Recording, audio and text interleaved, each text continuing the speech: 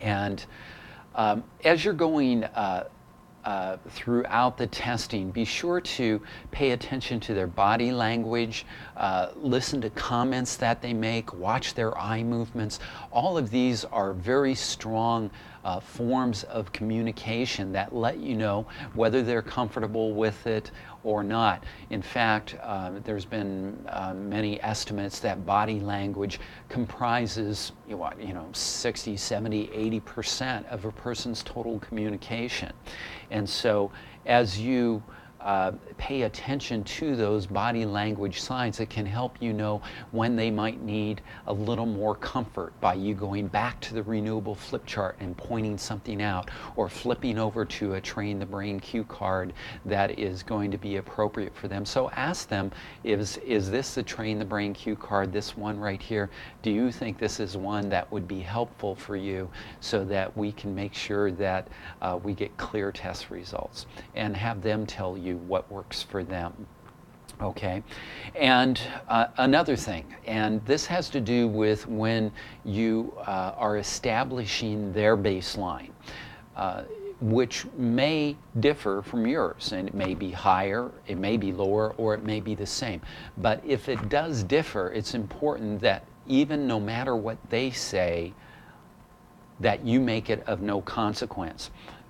You don't want to get involved in a conversation of saying, "Oh, you're a good person for me," especially if they're of the opposite sex and or their marital status. So really make nothing of that as you make that adjusted baseline. Say this is just an adjusted baseline because we now have the blending of both of our energetic influence. And as we continue along here, I want to talk a little bit more about who makes the statements. In fact, you can make the statement. You can have the surrogate make the statement, and that's my preference, unless, of course, the surrogate is a pet or an infant and they're unable to talk, or even the linking person can be the person making the statements, okay? It doesn't matter who makes the statements. Also, related to the linking person, which is used when we need to test an infant, because or the person who is the surrogate, that is the muscle, is the person who's pulling on the bar. And the linking person is a person that will need to be holding the stimulus of the product up against the baby or the pet's or the child's thymus. And then they need to be placing their hand firmly on your hip or shoulder, whichever is more convenient. And as they do this, the linking person does not need to be in a testable state. Okay, so that's not important.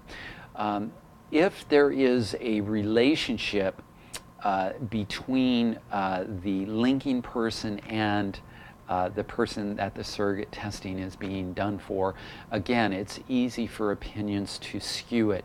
And so let a person know that it's normal to have these opinionated thoughts, but that we must dissipate them.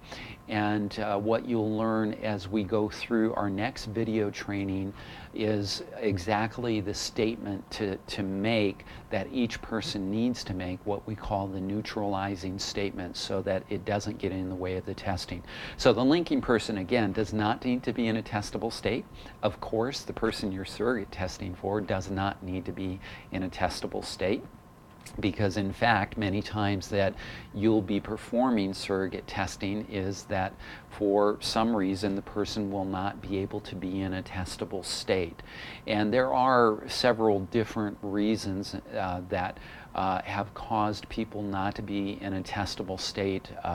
I've found about 15 different reasons or factors that can contribute to that, anywhere from emotional stress to physical stress to surgery to there's just a lot of different reasons why it can be, and we don't need to go in depth to why all of those reasons are, either in this conversation or in a conversation with your client.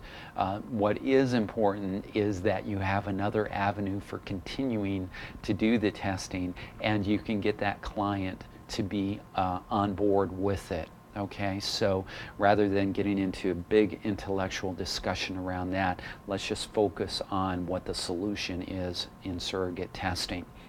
Now, if you are having a linking person, then have them also drink water so that it can increase their hydration level. But it's not necessary for them to have a portion of wholesome food. The reason why we use food is to adjust the blood sugar level so that we don't get a shakiness in the muscle response, okay? And so since their muscles aren't going to be involved in the testing, it's not necessary for them to have food. Okay, there are times when it's better for you to be the linking person and have the relation test, and vice versa, for them to be the linking person and you test. The reason why it's a good idea for you to be the surrogate, that is the person pulling on the bar, is if that client does not have good muscle testing skills. But if you've worked with them on a couple of occasions and they've demonstrated good muscle testing skills, then it's better for you to be the linking person and allow them to be the surrogate, because many times the person that the surrogate testing is being done for, i.e. the child, the infant, the elderly person who's unable to test themselves, many times is related to your client. And it's better for them to have the personal experience of watching the scores change as you are the linking person between them and the client. And in that fashion, the more personal experience that we can give a person, the more likely they are to follow whatever protocol or whatever decisions are indicated by the muscle testing that they personally experience, okay? And a couple of final notes when you're making the neutralizing statement, which we're going to be covering in depth, those procedures in our next training. When you're starting, it's better for you and the linking person to make these statements 2 or 3 times. And so it will sound something like this.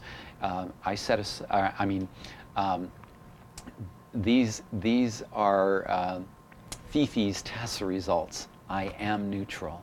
These are Fifi's test results. I am neutral. I am neutral. So what we're doing by saying it 2 or 3 times just at the beginning is we're getting ourselves into that neutral zone. And then after you've done that, maybe a couple of times, you know, where you say it 2 or 3 times and then you say it 2 or 3 times again, then as long as you don't get away from the testing, you should be in that good zone of neutrality, and you can just say it once. But you will be finding out that you'll be saying it 1 time every time that you muscle test on every single product or issue. All right? Okay, and I look forward to you seeing a full-blown demonstration of how we work with a client, both intellectually, emotionally, as well as the physical process that we go through when we're surrogate testing for them. Take care, and we'll see you soon.